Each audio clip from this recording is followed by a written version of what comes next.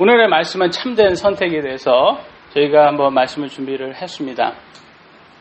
선택은 참으로 우리가 안 할 수 없어요. 왜냐하면 아침에 일어나서부터 선택으로부터 시작합니다. 아침에 어떤 옷을 입을까, 또 무엇을 먹을까, 또 어디를 갈까, 이 직장을 가야 된다면 직장을 또 가고 어떻게 갈까, 그런 것들부터 시작해서 우리는 많은 걸 또 선택합니다. 차를 타고 갈 때도 내가 시트벨트, 안전벨트를 할까, 또 뭐를 할까부터 시작하는데, 만약에 그렇게 해서 내가 불편하다고 안 하게 되면 결과는 아주 큰 결과를 초래할 수도 있습니다. 또 운전하고 가다가 잠시 내가 피곤해가지고 나도 모르는 사이에 잠이 들었다. 그것도 선택이라고 볼 수 있지만 그런 선택은 또 정말 돌이키지 못하는 그런 결과를 가져올 수도 있습니다. 그러니까 선택이 참으로 중요해요. 왜냐하면 어떤 선택을 하냐가 우리의 앞을 결정하기 때문입니다. 과학이 발달했어요.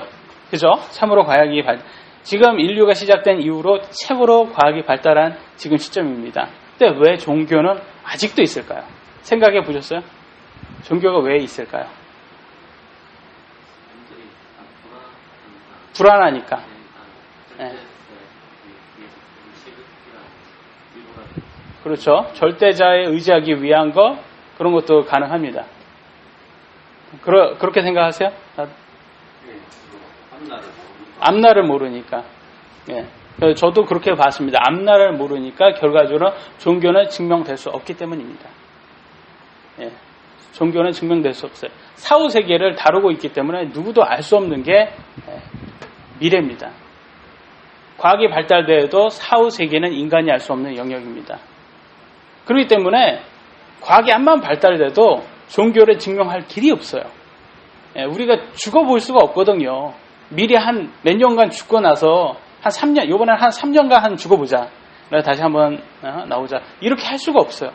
경험을 할 수가 없기 때문에 이거는 증명될 길이 없기 때문에 종교는 절대로 없어지지 않습니다. 그러니까 많은 분들이 왜 종교는 왜 이렇게 많습니까? 정말로 한 종교가 맞다면, 그게 기독교가 정말 진리라면 왜 기독교만 있어야지 왜 다른 종교들이 많습니까? 라고 하시는 분들이 있는데 이것 때문입니다. 알 수가 없어요. 우리는.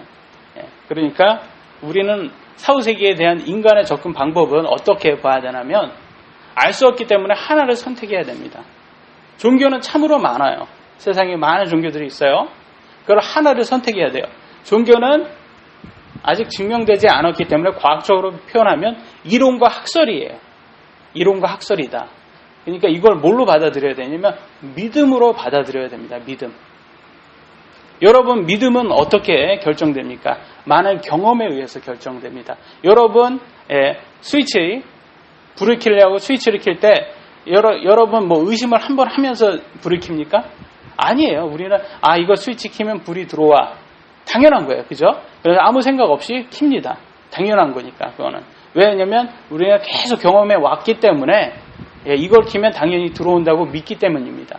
의자에 앉을 때 여러분 의자 체크하고 앉습니까?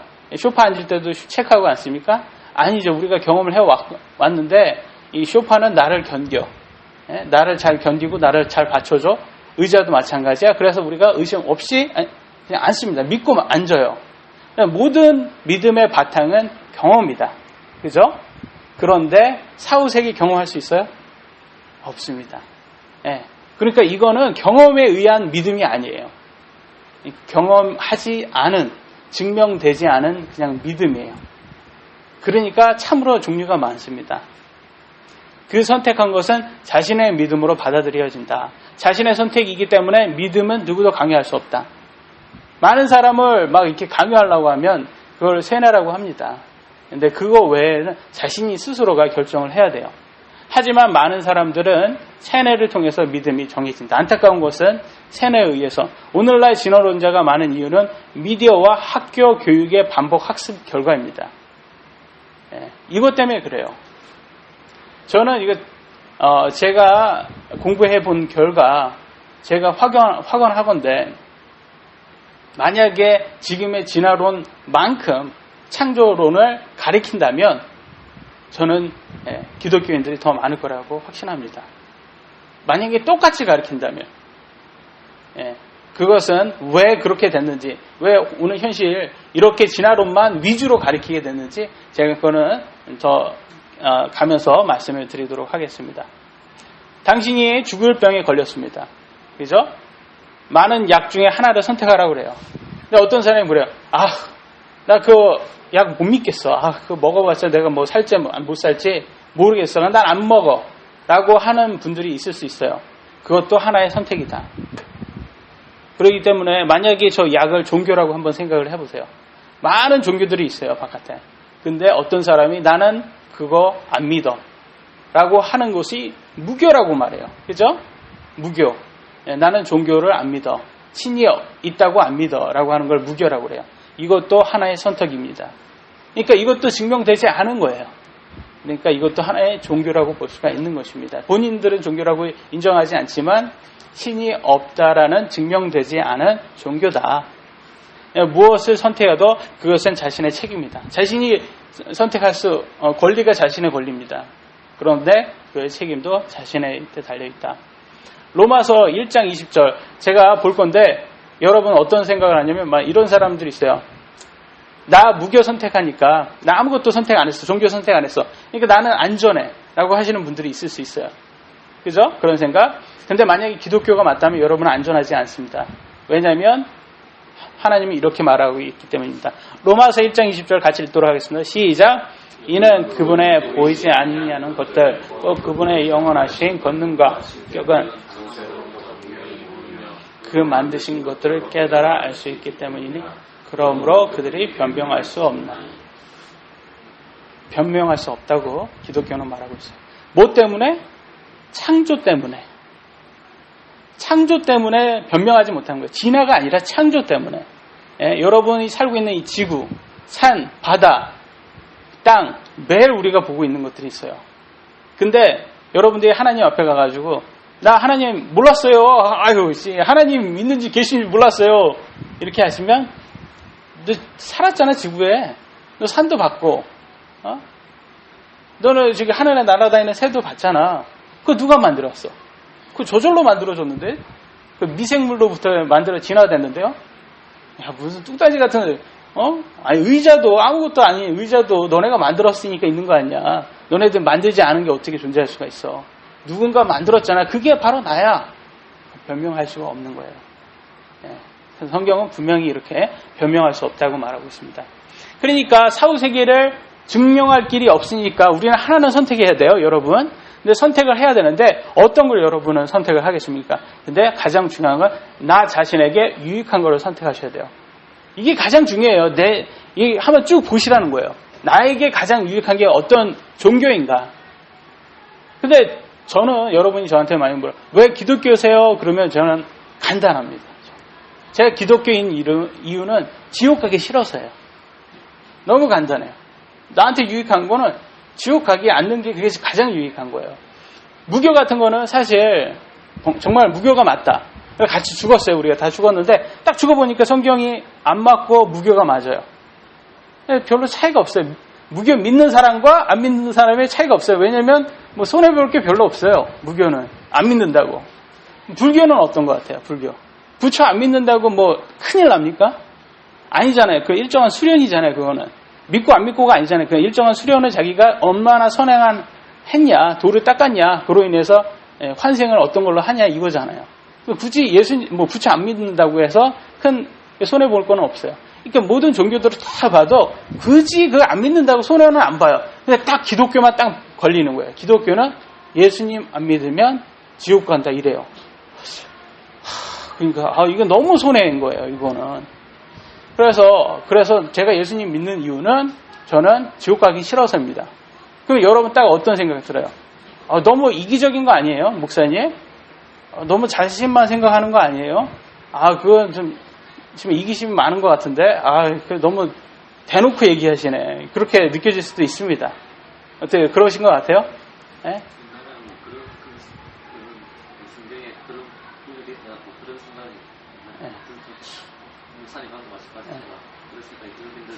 예. 그래서 많은 사람들이 그래요. 기독교는 아주 이기적이다. 어떻게 지옥 가기 싫어서 저렇게 믿냐 예수님을 단지 자기의 이익을 위해서.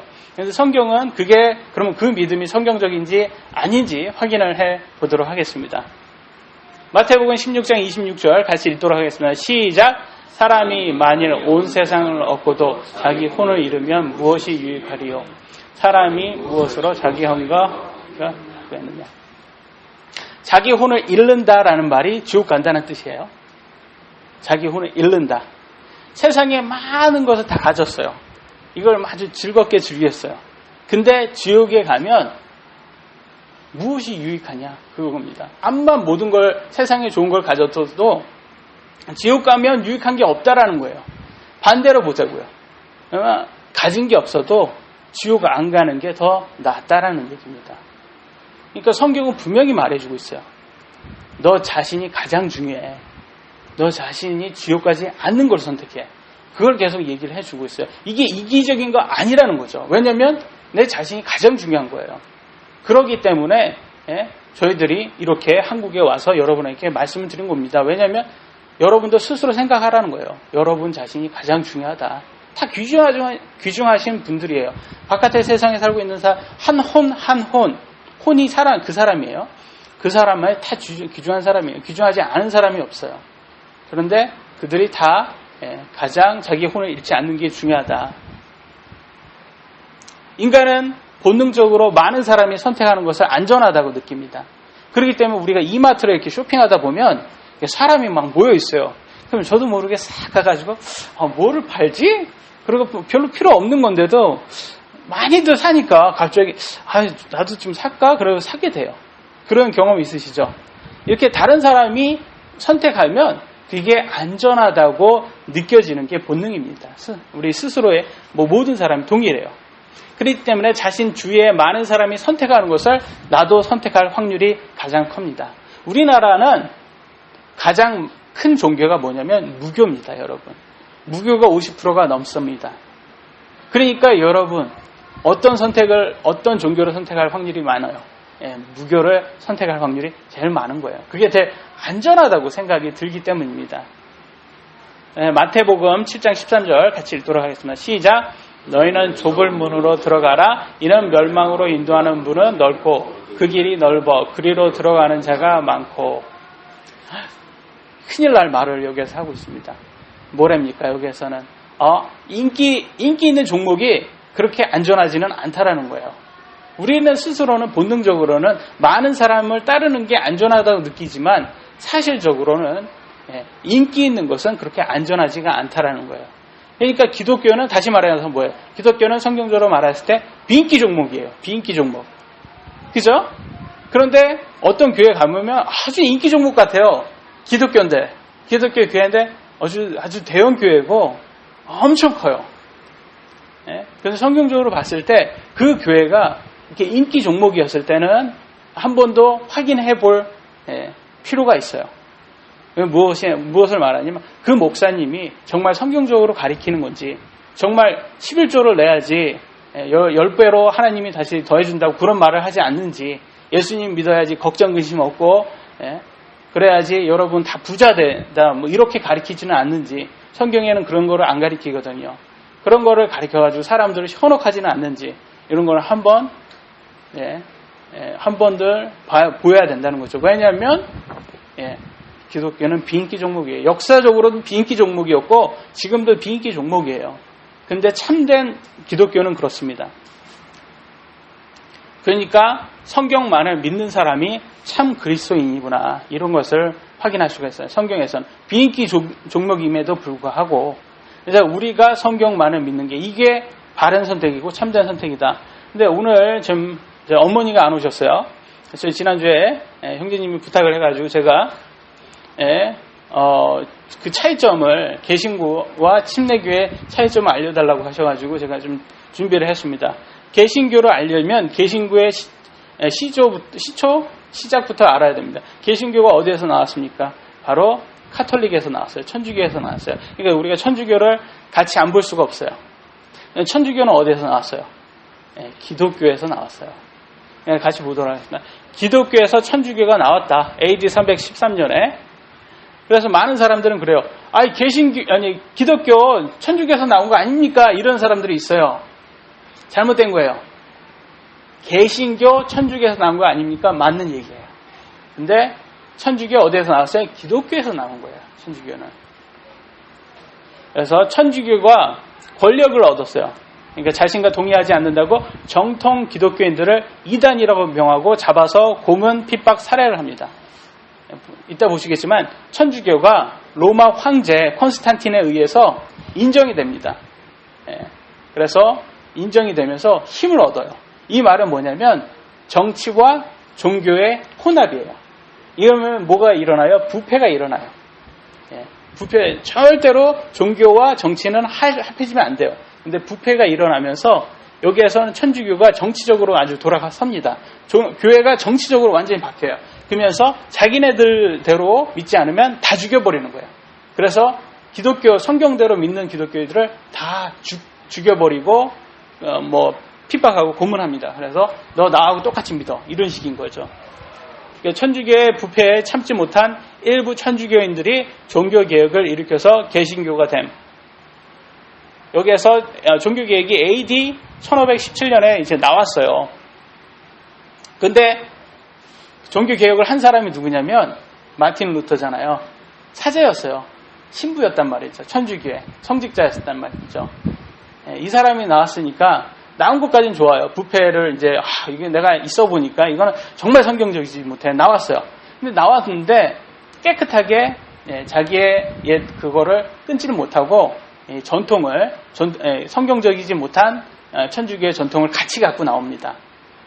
그래서 이따가 볼 건데 천주교가 무엇을 했는지 볼 건데 그거 보시면 만약에 개신교에 경험이 있으신 분들은 이런 거를 마저 했었어 우리 교회에서도 그게 어디에서 온 건지 알 수 있습니다. 바로 천주교에서 온 거예요. 근데 초대 개신교들도 권력을 얻었어요. 왜냐면 종교 뭐라고 했어요? 종교 뭐라고 했어요? 구테타라고 말해요? 아니면 종교 개혁이라고 말해요? 역사적으로 성공하면 개혁, 실패하면 구테타예요. 이렇게 틀려요. 우리 학교에서 배웠죠? 그러면 종교 개혁을 왜 얘기할게요? 성공했어요. 성공했으니까 개혁이라고 하는 거예요. 실제로는 개신교를 영어로 뭐라고 하냐면 미국 사람들은 프라리스틴 이렇게 발음하고 한국 사람은 프로테스탄트 이렇게 발음합니다. 프로테스탄트라는 말은 뭐냐면 저항가라는 뜻이에요. 저항가. 여러분 회사에서 누가 이렇게 잘못해야 하면 이익을 우리 직장 하는 사람들한테 강제로 어떻게 한다, 임금을 착취하고 그러면 사람들 나와가지고 데모하잖아요. 그게 프로테스탄트라고 하는 거예요. 데모하는 사람. 그러니까 천주교의 입장에서는 이 개신교들이 데모하는 애들이에요. 우리 저항하는. 그래서 거기에서 실패를 했다면 그냥 그 이름 자체가 프로테스탄트로 남고 구테타로 남았지만 성공해서 리포메이션, 리포머, 개혁자라고 이렇게도 표현을 합니다. 그게 그러니까 성공하냐 실패하냐가 역사에서 가장 중요한 거예요. 근데 성공을 했어요. 성공하니까 어떻게 돼요? 네 번째, 초대 개신교도 권력을 얻어요. 근데 자신과 동의하지 않는 정통 기독교인들을 핍박합니다. 이게 역사적으로 이렇게 실제적으로 기록된 거예요. 왜 다를까요? 서로 기독교로 다시 나왔는데 왜 다를까요? 왜냐하면 나오면서 천주교의 전통을 같이 갖고 나왔어요. 성경적으로만 맞으면 좋은 건데 그것만 좋으면 되는데 갖고 나와 버리니까 기존 정통 기독교인들하고 안 맞는 거예요. 그래서 거기에서 인해서 거기 있는 사람들을 자기와 다르다는 이유로 거기도 핍박을 합니다.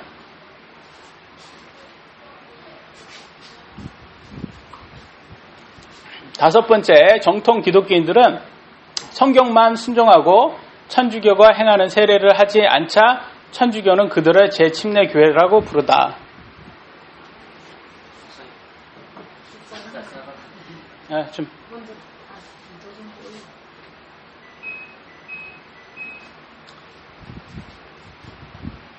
무슨 뜻이냐면 아까 개신교를 누가 이름을 만들어줬어요? 천주교가 만든 거죠. 개신교도. 침례교라는 이름 누가 만들어줬어요? 천주교가 만든 거예요. 이것도. 우리가 침례해서 침례가 된 게 아니라 카톨릭에서 천주교에서 뭘 했어요? 유아 세례를 했잖아요. 세례를. 세례를 하니까 성경적으로 봤을 때 그게 잘못된 거예요. 예? 성경을 봤을 때는 침례를 해야 되고 그것도 유아는 할 수가 없어요. 침례를 받을 수가 없어요. 구원 받은 사람, 예수님을 믿겠다고 한 사람만 침례를 받을 수가 있어요. 예, 그래서 성경적으로 침례를 받았단 말이에요. 그러니까 쟤네들 왜 침례해? 왜 또 세례 받아놓고 왜 다시 또 침례를 해? 다시 침례를 해. 그래서 재침례교라는 게 다시 침례한다는 거예요. 그래서 쟤네들은 왜 침례해? 해가지고 침례교가 된 거예요. 침례라는 이름이. 그래서 침례가 유래됐다 거기에서. 성경적인 침례교도들은 역사적으로 매우 힘은 없었지만 자신의 믿음과 다르다는 이유로 다른 종교를 핍박하고 살해하지 않았다. 정말로 정통 기독교인들은 남을 핍박하는 그런 짓을 하면 안 되는 거예요. 그러니까 여러분 이름이 침례교인데 역사적으로 만약에 누가를 핍박했다. 그 정말 성경적이지 않는 침례교인들이죠. 성경적인 정통 기독교인들은 남을 절대로 핍박하지 않습니다. 다르다는 이유로. 미국의 대부분의 교회는 침례교가 돼요. 지금 여러분 미국에 가보시면 기독교 그러면 침례가 제일 커요. 근데 한국은 누가 장악을 했냐면 개신교, 장로교가 가장 권력을 크게 잡습니다. 근데 여기 잡으면서 성경이 중요해요. 성경이 뭐라고 썼냐면 침례를 빼버리고 뭐를 넣었어요? 세례로 넣었어요. 세례. 근데 그게 웃긴 게 영어 성경을 가보면 영어 성경에서 이게 나왔을 거 아니에요. 영어 성경에는 NIV 같은 것도 다 베프티즘, 침례라고 나와 있다는 거죠. 유일하게 성경에서 침례라는 단어를 세례로 바꾼 단어, 이렇게 번역한 게 유일하게 한글 성경밖에 없어요. 유일하게 한국에 있는 성경만이 세례라고 바꿔버렸어요. 그러니까 침례가 딱 들어오니까 뭐래요? 아니, 성경에도 없는 그런 것을 왜 해, 쟤네들? 아주 성경적이지 못하네? 이런 얘기가 나오는 거예요. 원래는 침례라는 단어인데, 이게 침례라는 단어인데, 그걸 바꿔버려요. 세례로 바꿔버려요. 그러니까 성경을 아예 바꿔가지고, 일반 사람들이, 침례는 이단이다라고, 이렇게 이런 이미지가 되어버렸죠, 오늘. 그래서 성경대로 믿고 실천하는 교회가 정통 기독교입니다. 침례교라는 이름은 무의미하다. 침례가 중요한 게 아니에요. 침례교라고 말하는 게 중요해요. 왜냐하면 여러분 잘 알듯이 구원파 이름이 뭐예요? 침례예요. 침례. 그리고 전혀 성경적이지 않은 그런 교리를 가르쳐요. 그거는 진정한 정통 기독교가 아니다. 정통 기독교는 성경대로 하는 그런 기독교가 정통 기독교다. 이름만 침례라고 해서 정통 기독교가 아니다. 성경적으로 믿고 성경적으로 순종하는 교회가 진정한 기독교다. 천주교의 시작과 부패에 대해서 보도록 하겠습니다. AD 250년경 로마 교회에 대해서 로마 교회가 로마 황제 콘스탄틴에 의해서 로마 카톨릭 교회로 인정이 받아요. 그러면서 받아주면서 뭘 로마 교회가 하냐면 성직 계급 제도를 써요. 하이아키라고 해요. 이게 뭐냐면 그러니까 계급을 놓는 거예요. 우리나라 옛날에 노비, 천민, 양반 이렇게 계급 놓듯이 얘네들도 이렇게 똑같이 이걸 했어요. 그래서 이게 성직자들의 이게 계급이에요. 신부, 주교, 교황. 제일 높은 사람. 교황이고 그 다음에 주교, 신부.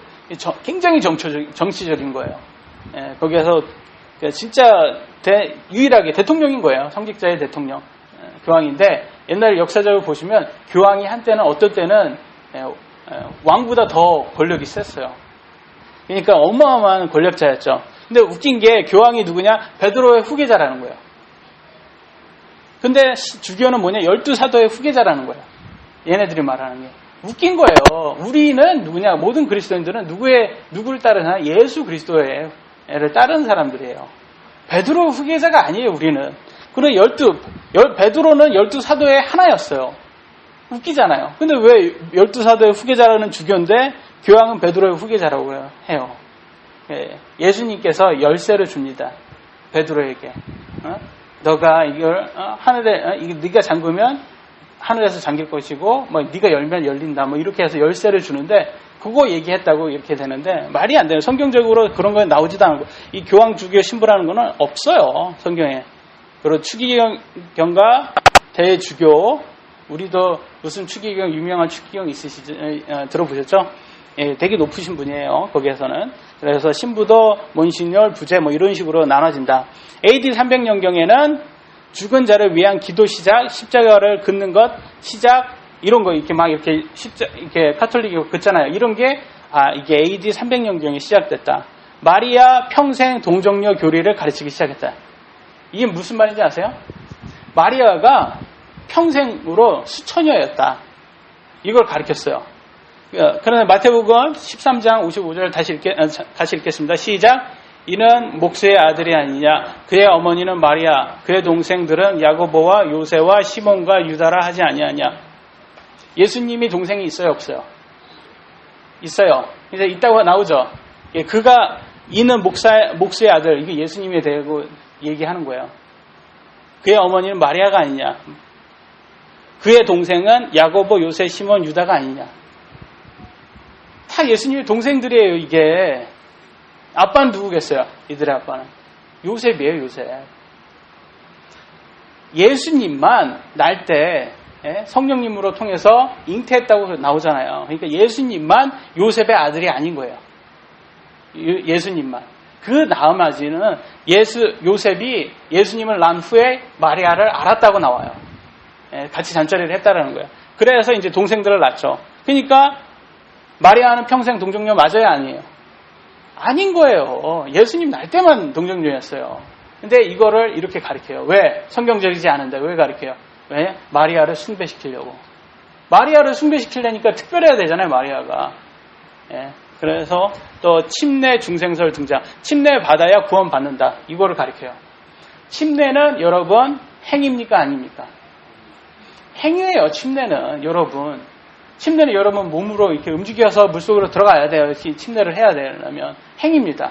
근데 그걸 구원의 조건으로 달았어요. 근데 애기들, 그러니까 애기들을 어떻게 해야 돼요? 물속에 집어넣겠어요? 구원 받으려면 물속에 못 집어넣으니까 그냥 뿌리는 거잖아요. 그래서 유아 세례가 나온 거예요. 왜냐면 그거 받아야지 얘가 천국 간다고 이렇게 믿는 거예요. 그걸 누가 가르쳤냐면 얘네들이 가르친 거예요. 그래서 세례가 나온 겁니다, 여러분. 평신도 설교를 금지시켰다. 이게 평신도는 아무것도 못하게 만들어봐요. 평신도라는 말이 성경에 어디 나왔냔 말이죠.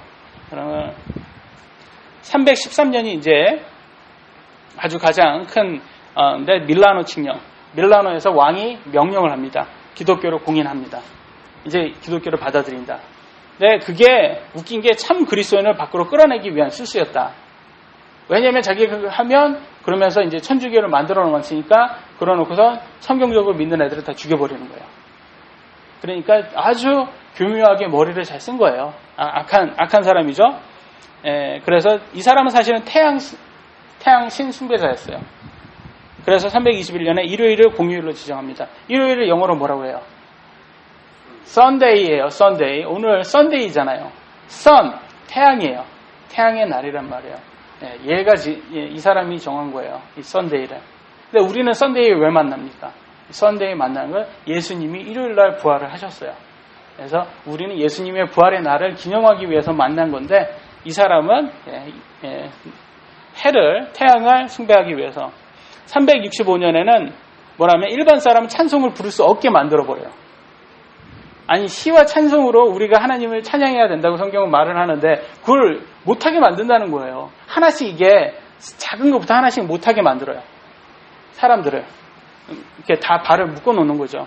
AD 375년에 천사, 주건, 성인, 형상 숭배, 우상 숭배하지 말라고 그렇게 말을 했는데 하나님께서 그걸 하게 만들고 380년에는 드디어 기독교가 국교로 선포됩니다. 근데 말이 기독교지 이게 기독교예요? 아니에요. 천주교예요. 천주교가 국교로 선포되는데 이 사람들이 그냥 무늬만 기독교를 가져온 거예요. 무늬만 기독교를 가져와서 자기네들 종교를 만든 겁니다. 그런데 이름을 기독교라고 말하니까 사람들은 이 기독교라고 생각을 하는 거예요. 천주교입니다.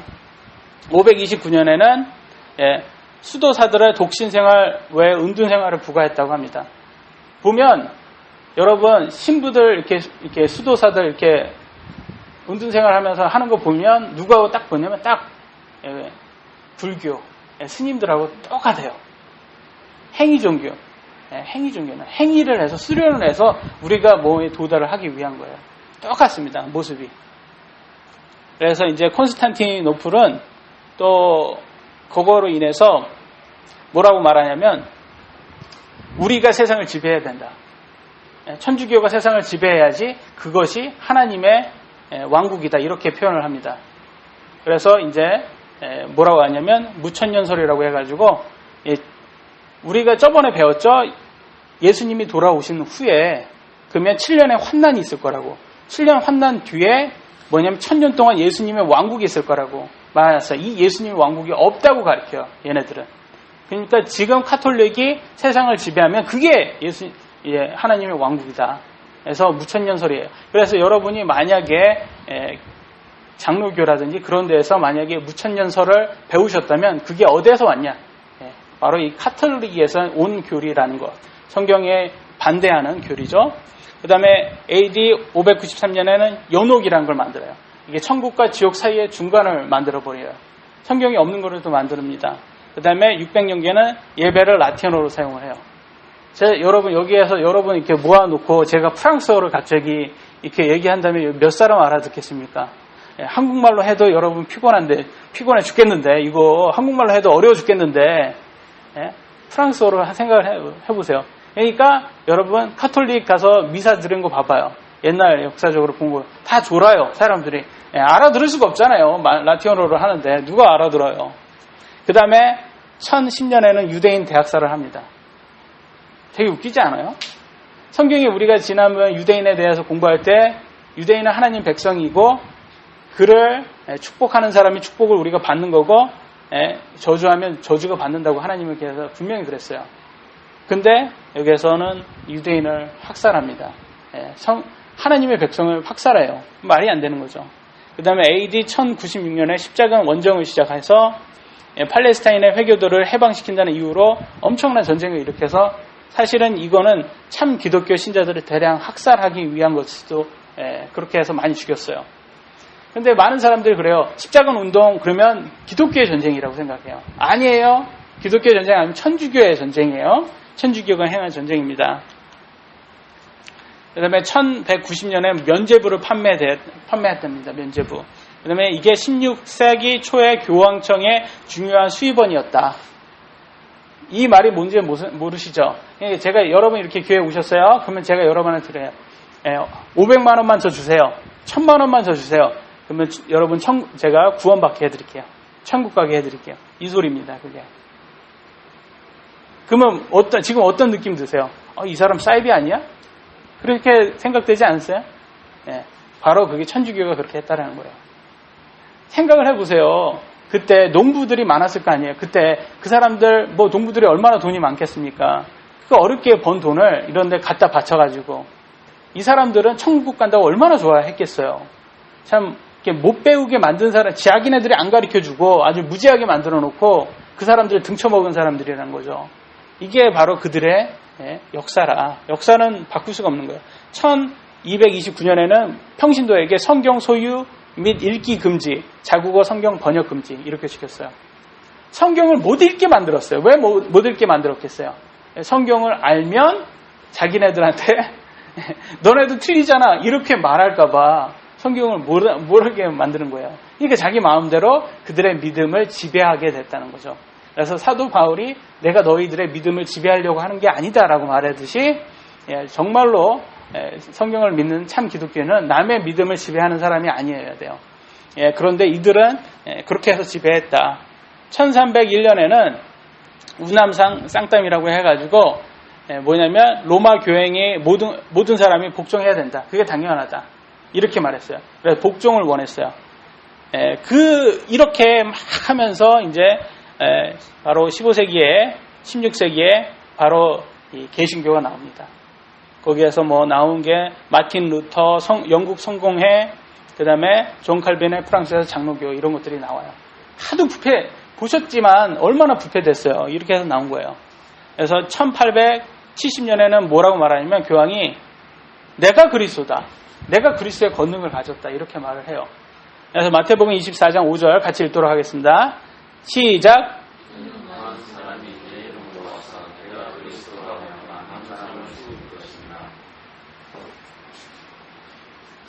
자기가 그리스도인이라고 말하거나 자기가 그리스도의 권능을 가졌다, 이런 사람들이 자기만 그리스도의 권능을 가졌다라는 사람, 이 사이비들이 많이 그래요. 여러분 신천지 들어보셨어요? 신천지의 그 리더도 똑같은 말합니다. 내가 그리스도의 권능을 가졌다, 나만 그리스도의 권능을 가졌다, 그렇게 말해요. 똑같아요, 하는 게. 1929년에는 이탈리아 독재자 무솔린과 체게를 맞고, 1933년에는 히틀러와 나치와 같이 충성할 거를 맹세를 합니다. 굉장히 카톨릭이, 천주교가 굉장히 공산주의에 관심을 많이 가졌어요. 1945년 1월 27일에는 폴란드 아우슈비츠의 유대인 포로 수용소에서 해방될 때까지 600만 명에 이르는 유대인들이 인종 청소라고 해서 다 죽여줬어요. 여러분, 왜 카톨릭이 유난하게 왜 유대인들을 죽일까요? 생각해 보셨어요? 왜 가만히 있는 유대인을 이렇게 죽일까요? 천주교가. 생각해 보셨어요? 제가 좀 설명해 드리면, 왜 그러냐면, 제가 지난주에 말씀드렸죠. 지금 유대인들은 눈이 멀었다. 근데 얘네들이 언제 눈을 뜬다고 했어요? 예수님이 재림하면 7년 환난이 이렇게 들어갈 때 얘네들이 눈을 뜬다고 했잖아요. 눈을 뜨면 얘네들이 완전히 바꾸는 거예요. 세상을 바꾸는 거예요. 지금 누가 미디어를 장악했습니까? 유대인들이 장악을 했단 말이에요. 그러니까 얘네들이 지금 예수님 믿어요? 안 믿어요? 눈이 멀었으니까 예수님 안 믿잖아요. 그러니까 자꾸 진화론을 가리키고 있어요. 근데 눈을 탁 뜨잖아요. 얘네들이 그런 능력으로 진화론에서 창조로 탁 바꾸잖아요. 그럼 어마어마한 많은 사람들이 기독교를 믿을 것이다. 예수님을 바라볼 것이다. 제대로 볼 것이다. 이런 거예요. 그러면 그래서 이제 기독교와 그렇지 않은 사람과 엔티크라이스트와 싸움이 나와요. 이제 7년 환난에 도달하면. 그러면 이거를 이제 사탄의 세상의 신 루시퍼는 알아요, 몰라요? 알죠. 그러니까 누구를 죽여줘야지 될 것 같아요. 예수님의 계획을 망치려면 예수님의 백성인 유대인들을 죽여야 돼요. 얘네를 자꾸 죽여야지. 얘네들이 눈을 뜰 수가 없게 돼버리는 거예요. 얘네를 다 죽여버려야지. 왜냐면 눈 뜨면 얘네들이 이제 예수님 쪽으로 붙는데, 그러니까 자꾸 죽여버리는 거예요. 얘는 유대인을 멸종시키려고. 그래야지 예수님의 계획을 망치려고 하는 루시퍼의 작품입니다. 근데 누가 거기에 써야죠? 천주교가 리더가 됩니다. 거기에. 그래서 히틀러가 엔티크라이스트라는 거죠. 그때 당시에는. 왜냐하면 저 그리스도라는 거예요. 예수님이 언제 오실지 루시퍼는 알까요, 모를까요? 알까요, 모를까요? 몰라요. 모르니까 자꾸 그때 시대마다 엔티크라이스트를 만들어놔요. 그냥 언제든지 오면 자기가 이제 준비를 하는 거예요. 싸울 준비를 예수님과. 그러니까 자꾸 만들어 놓는 거예요. 근데 그때 오지는 않았으니까 그게 하는 거지. 그때 왔었으면 히틀러가 분명히 엔티크라이스트가 됐을 거다. 그래가지고 리더예요. 예수님을 반대하는 사람의 리더가 이제 엔티크라이스트죠. 적그리스도. 그 다음에 1946년에는 뭐라고 하냐면 마리아가 세상의 여왕이다. 이렇게 공포를 합니다. 이거를 봤을 때는 뭐냐면 이 종교가, 천주교의 종교가 어디에서 왔냐면 바벨론 종교에서 오지 않았나 우리가 그렇게 예상을 하는데, 왜냐면 그쪽이 여왕을 숭배를 하는 종교거든요. 그래서 여왕 숭배가 이제 기독교의 무늬를 가지고 이렇게 짬뽕된 거예요. 그래서 천주교 보면 누가 항상 커요. 마리아가 이렇게 크고, 아기 예수님은, 큰 예수님은 강조를 안 해요. 꼭 아기 예수 요것만 강조를 해요. 왜 그래요? 왜냐면 그들은 여왕을 섬기는 사람들이거든요. 그들은. 그래서 아기 예수만 강조를 합니다. 그리고 1962년에는 로마의 공식적인 이민지 재형성에 주력을 해요. 갑자기 이 사람들이 이제 한 거예요. 안 되겠다. 우리의 역사를 숨기자. 그러면서 이렇게 재형성을 해요. 그러면서 되게 청년 결백한 그런 거 쪽으로 이제 가요. 그래서 오늘날 사람들한테 여러분 기독교 믿으시겠어요? 천주교 믿으시겠어요? 그러면 뭐 어떻게 하면 그래도 천주교 믿지. 기독교는 너무 세상적으로 부패돼가지고 천주교 오히려 더 나아. 그래요. 그런 느낌. 성공을 했어요. 얘네들이. 근데 역사적으로 보면 얘네들은 아주 끔찍한 애들이었어요. 다 죽여버렸단 말이에요. 자기네들. 학살 사건의 그 천주교식은 아닌. 왜냐면 히틀러의 엄마가 아주 독실한 천주교인이었어요. 그래서 히틀러도 또한 그거를 따라 했을 거고, 굉장히 여기 보시면 아시겠지만 교황이 히틀러와 이제 같이 맹세를 했단 말이죠. 그 나치 정부에 할 거라는 것을. 그래서 이것이 이 종교라는 게, 그리고 또 에큐메니즘, 세계 종교일체. 그래서 오늘날 교황이 오면서 항상 하는 게 뭐예요? 우리가 서로 단합해야 됩니다. 우리 기독교, 우리 반형제, 스텝 브라더, 우리 같이 기독교잖아. 우리 같이 천주교잖아. 우리 같이 그냥 형제야. 피를 나눈 형제야. 우리 사실은 우리 같이 해. 불교도 같이 해. 자꾸 같이 해. 종교를 나눠요. 왜 종교를 나누는 게 아니라 종교를 하나로 만들려고 그래요. 왜 하나로 만들려고 하냐면, 저 그리스도의 정부는 한 정부예요. 7년의 환난이 들어가면 이제 정부가 이제 하나가 나오고, 하나가 이제 힘을 얻습니다. 그러니까 하나로 만들어야 돼요. 그런데 그거에 이제 리더가 되는 거죠. 그래서 그거를 이제 성경의 예언대로 지금 하고 있는 거예요, 열심히. 얘네들이. 그래서 지금 우리나라에 교황이 왔을 때 어마어마한 사람들이 모였어요. 그러면서 다 교황을 찬송했어요. 찬양했단 말이죠. 네. 지금 그 길로 가고 있는 거예요. 그게 그렇게 지금 되고 있는 거예요. 지금 그게 성경대로, 예언대로 지금 그렇게 흘러가고 있습니다. 이게 7년의 환난의 그 적그리스도의 정부를 다지기 위한 하나의 그런 모습이에요. 종교,